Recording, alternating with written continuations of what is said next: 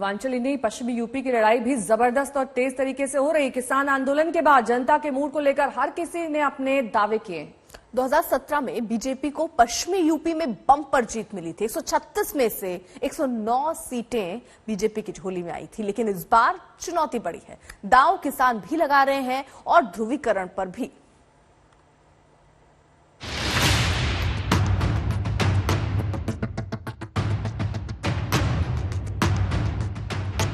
UP की लड़ाई में पूर्वांचल की जंग कांटे की है तो पश्चिमी यूपी में भी जबरदस्त घमासान है। 2017 के चुनाव में हिंदू मुसलमान और दंगे छाए रहे तो इस बार किसान कैराना पलायन और दंगे पर माहौल बनाने की कोशिश हो रही है। कैराना से समाजवादी पार्टी के उम्मीदवार नाहिद हसन को लेकर घमासान तेज है। गैंगस्टर एक्ट में नाहिद हसन की गिरफ्तारी के बाद जुबानी जंग भी आसमान पर है। बीजेपी नाहिद हसन को कैराना में हिंदुओं के पलायन का जिम्मेदार बता रही है। कोई कैराना हिंदू व्यापारियों के पलायन के लिए जिम्मेदार अपराधियों को, मुजफ्फरनगर के दंगों के अपराधियों को और उन पेशेवर हिस्ट्री सीटर को अपना कैंडिडेट बना करके समाजवादी पार्टी ने अपने वास्तविक चरित्र को एक बार फिर से प्रदेश के सामने, देश के सामने प्रस्तुत कर दिया है कि प्रदेश के बारे में उनकी मंशा क्या है। इसलिए नहीं जीत पाएंगे, वहां जो माफिया हैं, तुम ईमानदार आदमी हो,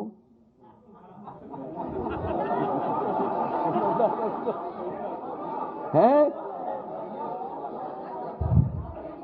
तो जो माफिया लोग हैं, जब तुम वोट की तारीख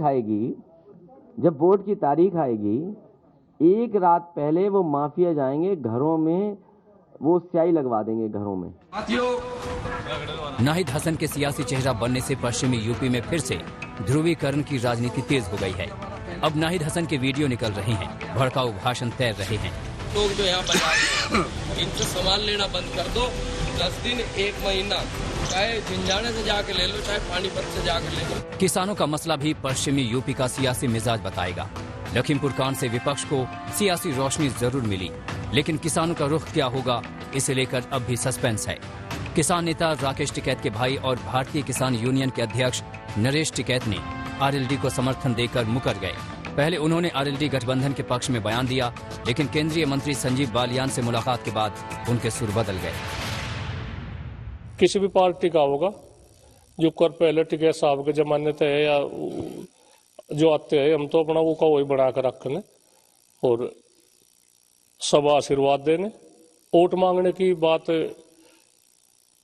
यहाँ से कोई ना करे, सब तो बड़ी यही बात है। वोट मांगने के लिए ना आवे, आशीर्वाद के लिए आवे। जो कोई आवे यहाँ से अपना टिकैत साहब की समाधि है उनकी, तो यहाँ से तो आना चाहे अपना ठीक है, मैं आओ और अपना आशीर्वाद लो, अपना चुनाव लड़ो। कोई किसी भी पार्टी का होगा तो हम किसी के अनदेखे नहीं करने के, सब आशीर्वाद देंगे।